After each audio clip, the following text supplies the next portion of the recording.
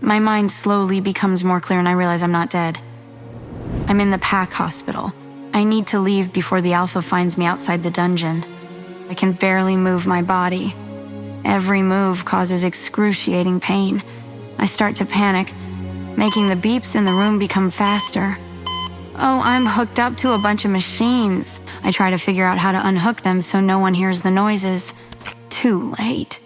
I hear people in the hallway getting closer. I try to sit up. I need to ignore the pain. I have to escape. I slowly slide off the side of the bed.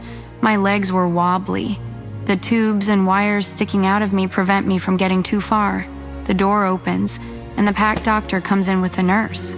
The doctor is an older person. Talia, you're awake. Let's get you back on the mat, shall we? The doctor says gently. He and the nurse come to either side of me and reach out to hold my arms. A deep growl escapes my chest. "Don't touch me," I snap, shaking them off. My voice is scratchy and raw, and my mouth feels like 1,000 needles are poking into it. It's all right, Talia. No one is going to hurt you here. We're trying to help you heal.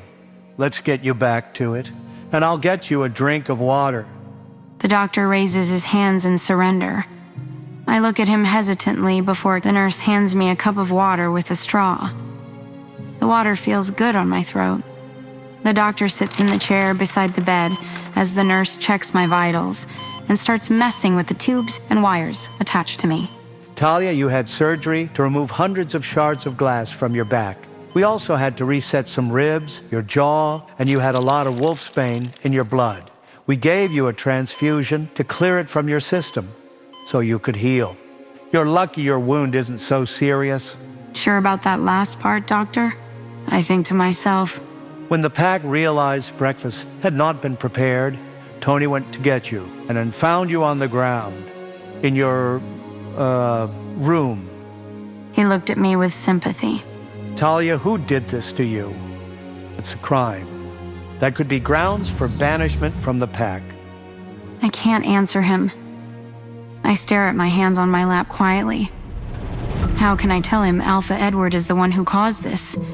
There's no way he'd believe me. Even if he did, what are they going to do? Banish the Alpha? Fat chance of that. I decide my best move is to just shake my head no. I don't want to get out of the pack for lying. I have nowhere to go. I would be nothing. Okay, let's move on to the next question. When do you turn 17? He looks at the papers inside his folder. I don't know exactly, sir. I say honestly.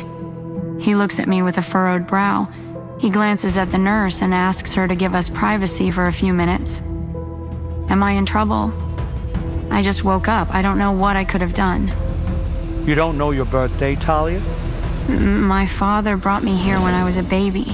He was a bad guy. Alpha Edward, well, I feel my face burning with embarrassment. My hands tremble and tears threaten to escape my eyes. I didn't think I would have to tell the story to the doctor. I thought everyone already knew. My father was a bad guy. Alpha Edward ended his life for coming into pack territory without permission. They didn't realize he was carrying a baby until they unzipped his jacket and saw I was tucked inside. It was a miracle I survived. Since I was just a baby, they couldn't just get rid of me, but they didn't know anything about me. I was wrapped in a blanket that had the name Talia embroidered on it. So that is what they called me. My father could have been a kidnapper for all I know. The only reason they gave me the last name Jackman is because after they took down my father, they looked through his wallet to identify him. The only form of ID he had was a library card that said Brian Jackman on it. I've tried an internet search for his name on the computer in the school library before. Nothing comes up in the search. You don't need to finish. I know what happened to your father. To listen to the full audio series, install the Pocket FM app now.